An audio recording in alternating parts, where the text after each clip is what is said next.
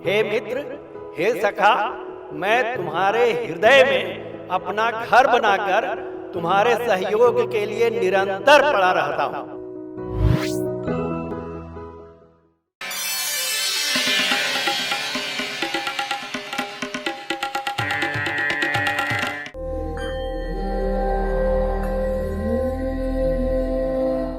नमस्कार और स्वागत है आप सबका विश्व शांति दर्शन के इस न्यूज बुलेटिन में। इस न्यूज बुलेटिन में हम देखेंगे कुछ सकारात्मक या पॉजिटिव न्यूज।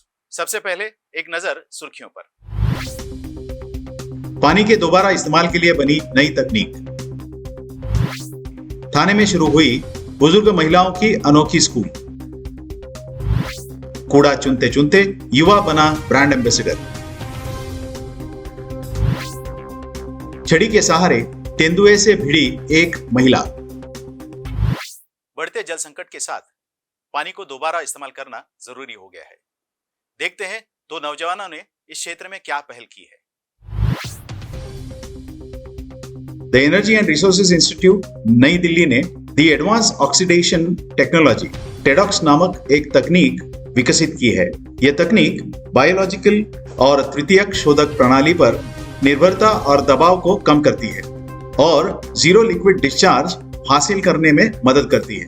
यह औद्योगिक अपशिष्ट जल शोधन के लिए जीरो लिक्विड डिस्चार्ज पर पूंजीगत खर्च को 25 से 30% तक और परिचालन संबंधित खर्च को 30 से 40% तक कम कर सकती है। यह बायोडिग्रेडेबिलिटी में सुधार लाता है, जिससे झीलों में जैव प्रदूषण को रोका जा सकता है और आरओ सिस्टम की लाइफ और क्षमता को बढ़ाया जा सकता है। साथ ही मल्टीपल इफेक्ट इवेपोरेटर्स और मैकेनिकल वेपर रिकम्प्रेशन जैसे बाष्पीकरणकर्ताओं पर दबाव बढ़ाता है। यह रासायनिक ऑक्सीजन मांग, जैविक ऑक्सीजन मांग, घुलने वाले ऑर्गेनिक्स, स्थायी कार्बनिक प्रदूषकों और सूक्ष्म प्रदूषकों को कम कर सकता है। इस तरह से इस तकनीक का इस्तेमाल करके जल का पुनर्वापर किया जा सकता है। एक तरफ लगातार बढ़ते जल संकट को मात देने के लिए इस तरह के संशोधन किए जा रहे हैं, तो दूसरी तरफ घरों में और स्कूलों में जाया जाने वाले पानी को बचाने के लिए एक खूबसूरत प्रयास किया जा रहा है पुणे में। रोटरी क्लब के साथ पुणे के मकरंद टिल्लू ने हजारों ऐसे पानी के नल बदले हैं जिनमें से पानी बहकर जाया जाता। इस कामयाब कल्पना के विषय में विश्व शांति दर्शन चैनल से बात करते हुए मकरंद टिल्लू ने बताया, बहुत इम्पोर्टेंट है पानी का दोबारा इस्तेमाल करना, इसीलिए जरूरत है वेस्ट वाटर ट्रीटमेंट की। और इस वेस्ट वाटर ट्रीटमेंट के लिए the energy and resources institute नई दिल्ली की तरफ से द एडवांस ऑक्सीडेशन टेक्नोलॉजी या टेडॉक्स नामक एक तकनीक विकसित किया है। यह बहुत ही कारगर है, ये बहुत ही फायदेमंद है। ये बायोडिग्रेडेबिलिटी जो है उसमें सुधार करता है। झीलों में जैव प्रदूषण उससे रोका जा सकता है। इसे बहुत महत्वपूर्ण क्यों कहा रहा हूं, क्योंकि जो भी हमारा अर्बन डेवलपमेंट जो है वो बढ़ रहा है। जल रक्षक प्रबोधन करके हम पुणे में काम करते हैं। हम लोगों को कहते हैं कि हमें हमारी आदतें बदलनी है। आकाश से जो पानी आ रहा है उसे हमें जमीन में डालना है। जमीन में जो पानी है उसे सोचना है वो फिक्स डिपॉजिट है, हमें बार बार इस्तेमाल नहीं करना है। जमीन के ऊपर जो पानी है नदियों में वो हमें खराब नहीं करना है। और वेस्ट वाटर जो है हमें वो प्रॉपर तरीके से ट्रीट करके ही इस्तेमाल करना है। मैं इस संस्था के सब लोगों को धन्यवाद देना चाहता हूँ कि ये जो नया तकनीक आपने डेवलप किया है और वो भारतीय होते हुए आपने जो तैयार किया है वो बहुत ही महत्वपूर्ण है। नमामि गंगे इसके तहत ये बहुत कारगर होने वाला है।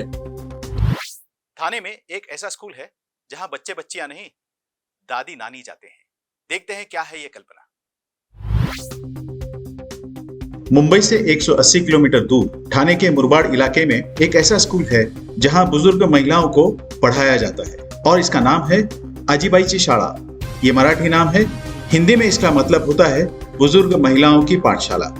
इस पाठशाला में आसपास की 25 से 30 बुजुर्ग आदिवासी महिलाएं रोज पढ़ने आती हैं। इनमें से ज्यादातर की उम्र 60 साल से ऊपर है, यानी ऐसी उम्र आमतौर पर महिलाएं अपनी नाती पोतों को स्कूल जाते देखती हैं, लेकिन इन लोगों ने इस उम्र में पढ़ने की ठानी है।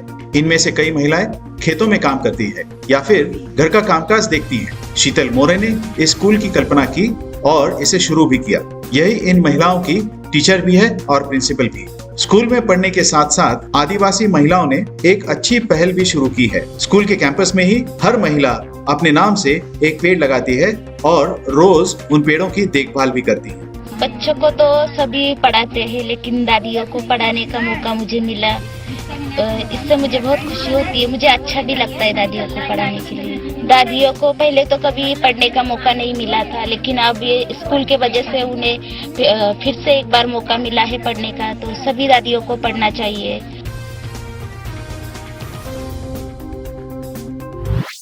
श्रीनगर में कचरा कूड़ा बीनने वाले एक लड़के को श्रीनगर म्युनिसिपल कॉर्पोरेशन ने अपने अभियान का ब्रांड एम्बेसडर बनाया। देखते हैं क्या है ये खबर। 17 साल का बिलाल अहमद डार श्रीनगर के वुलर झील से कूड़ा कचरा निकालकर उसे साफ करता है। वुलर झील की सफाई अभियान में जुटे बिलाल को श्रीनगर म्युनिसिपल कॉर्पोरेशन ने अपना ब्रांड एम्बेसडर नियुक्त किया है। बिलाल ने बताया कि वह वुलर झील में नहाने के लिए आया था, लेकिन वहां की गंदगी देखकर उसे लगा कि इस झील को साफ करना चाहिए। तभी से बिलाल इस झील की सफाई में जुट गया। झील में पड़े प्लास्टिक और अन्य कचरे को निकालने की जिम्मेदारी बिलाल ने अपने कंधे पर उठा ली। उसकी इस लगन को देखकर श्रीनगर म्युनिसिपल कॉर्पोरेशन ने उसे अभियान का ब्रांड एम्बेसडर बना दिया।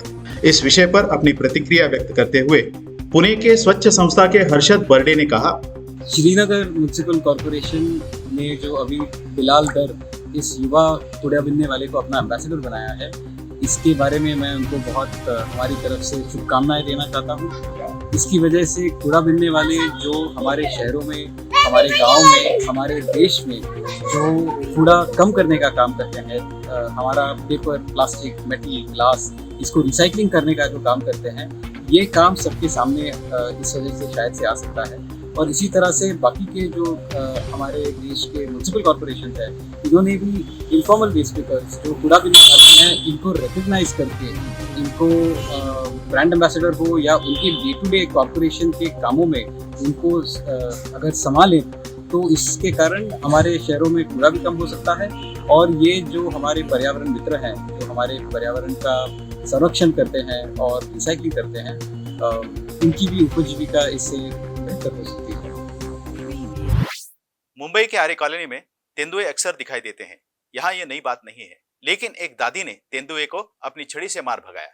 देखते हैं ये घटना। मुंबई के आर्य कॉलोनी में एक अधेड़ उम्र की महिला को अपनी छड़ी से तेंदुए से लड़ते हुए देखा गया। घटना की सीसीटीवी फुटेज सोशल मीडिया पर वायरल है। वीडियो में देखा जा रहा है कि तेंदुआ पहले से ही बुजुर्ग महिला के घर के बाहर मौजूद था, लेकिन उससे अनजान 55 वर्ष की निर्मला देवी सिंह जैसे ही अपने बरामदे में आकर बैठी, तभी तेंदुए ने पीछे से उन पर हमला कर दिया। तेंदुए के हमले से घबराकर शुरू में वृद्धा महिला पीछे की तरफ गिर गई, लेकिन उन्होंने अपना बचाव करते हुए हाथ की छड़ी से तेंदुए के मुंह पर पलटकर वार किया, जिसके बाद छड़ी के हमले के कारण तेंदुआ पीछे हटकर भाग गया। घायल वृद्ध महिला को इलाज के लिए अस्पताल में भर्ती कराया गया है। इसी के साथ विश्व शांति न्यूज दर्शन चैनल में आज यहीं रुकते हैं। नमस्कार।